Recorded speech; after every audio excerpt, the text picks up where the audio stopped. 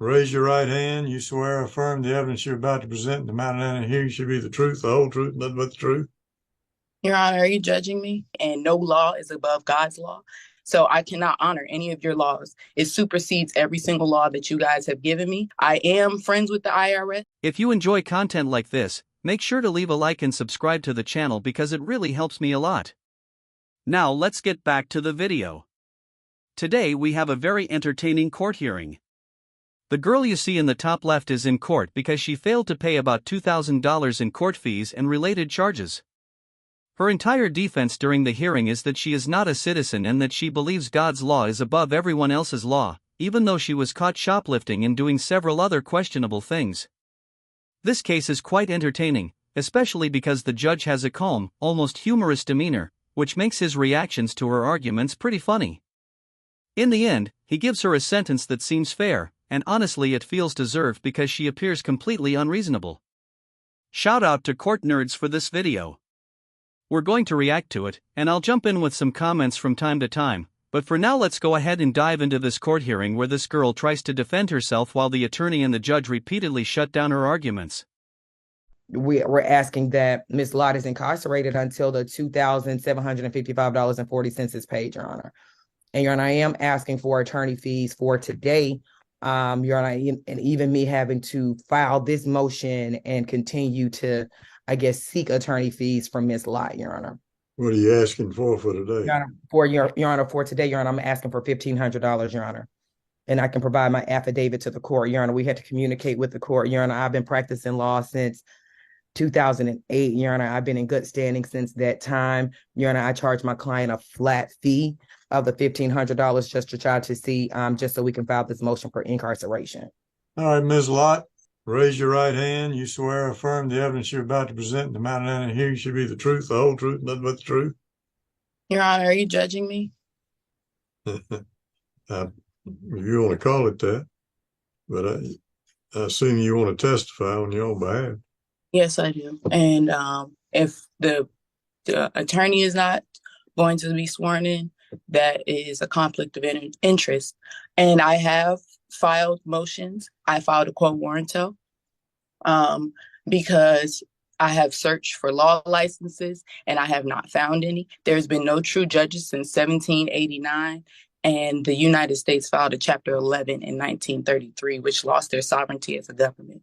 So I can't even be heard here. I have asked the court to provide me documentation stating that this is an Article 3 court. I have not gotten anything back from the judge with any type of documentation from the Attorney General, from the Secretary of State. You guys have not had permission to try me, and no law is above God's law.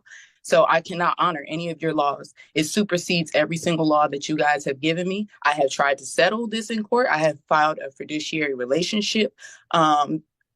56. I am friends with the IRS. I have attempted to settle with a $20 money order because there is no money with the court, and everything was sent back. So rejection of payment is payment, Your Honor.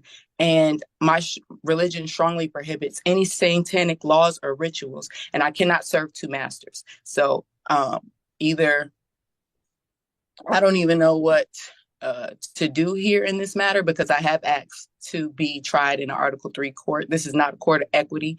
God's law trumps all laws made by man. God also says no man should be judged or you will be judged. This is my religion. I have not broken any of God's laws.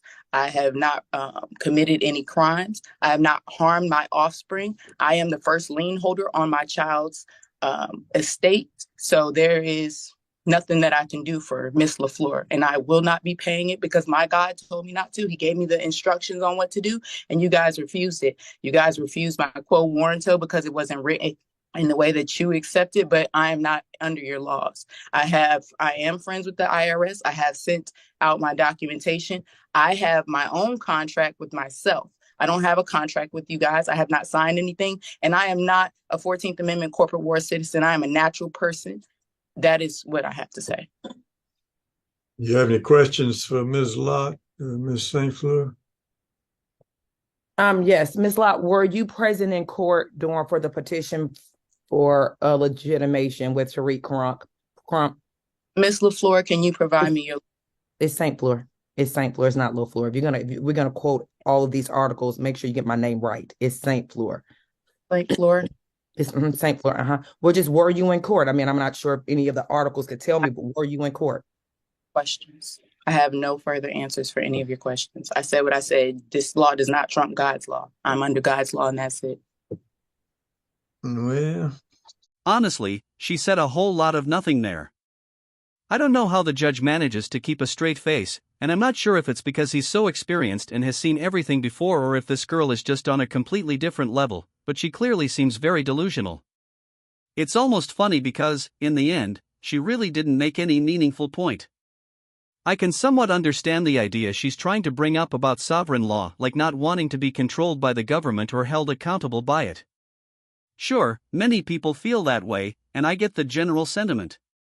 But when someone is actively breaking the law on purpose, like shoplifting and committing other offenses, and then shows up in court because of those actions while also refusing to pay the required fees, it makes complete sense for the court to either make her pay or possibly put her in jail. Her argument just doesn't hold much weight because she actually committed the crime. If she were being falsely accused of something she didn't do, then maybe the sovereign argument would make more sense, but that's clearly not the case here. She comes across as completely delusional, and it's easy to see through what she's saying.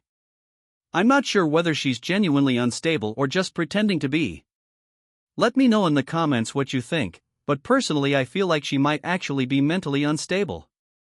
I know some people go to court and pretend to be crazy or act mentally unfit, but this girl seems like she might genuinely be out of touch with reality. Based on this short Zoom court hearing alone, it almost feels like she should be evaluated because her mindset seems unbelievable. She's extremely delusional, and the fact that the judge hasn't reacted much yet is honestly kind of amusing to me. But this sort of situation seems more common nowadays with everything going on in the media and the whole victim mentality that people sometimes develop. I'm not saying I'm pro-government or saying you had 10 days to pay this $2,755.40. Do you have any proof that any payment was made? I have the proof here, and this was sent back to me. This is the money order that I sent to the court. That's Your that law- $20 thing you said? Yes, it is. That is the settlement that is written in your laws. I did send the thing. They sent it back, and refusal of payment is payment. So I will handle it with the IRS from here. Well, $20 doesn't equal $2,755.40. Or any court fees cannot supersede to $20, and that is what I paid as a natural person. I don't know about any U.S. citizen. I'm not a U.S. citizen. I'm a natural person and a private American. I've not committed any crimes under God's law. I have not stolen. I have not bared false witnesses. I have not killed anyone. I have not dishonored my mother and my father, and I have not put any man before God, and I will not put any of you guys before God either. Fine. All right, Ms. Lott, I'm going to find you in contempt of court for failure to pay the $2,755.40. Order you incarcerated, that is jailed, until you've paid the money. I will be taking it up with the IRS, and I will be filing liens because you guys do not have liens over myself, my estate, or my child. So You'll take it up with the sheriff first. no, I will not, because the sheriff does not have any jurisdiction.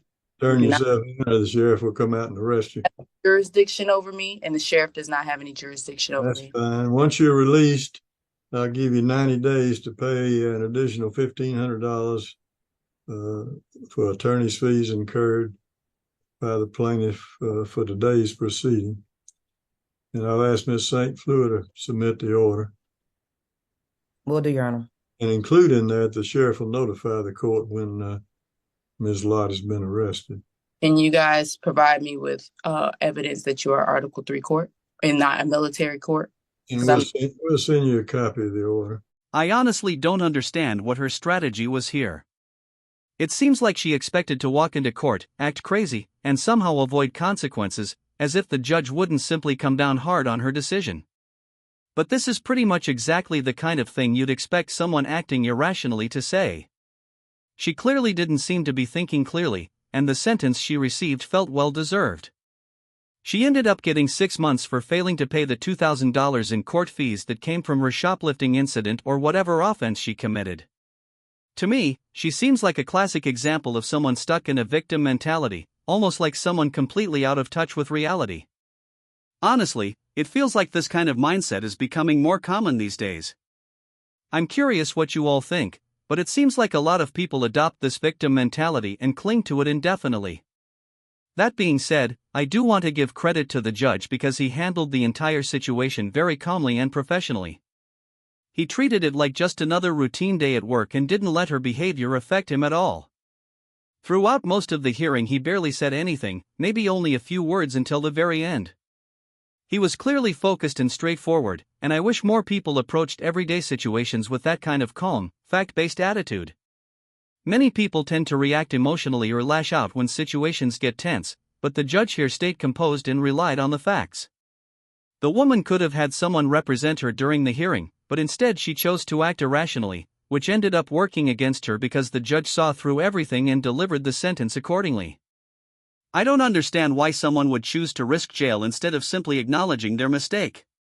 If she had been more reasonable and handled the situation more thoughtfully, she might have avoided jail and possibly only faced a larger fine. There really wasn't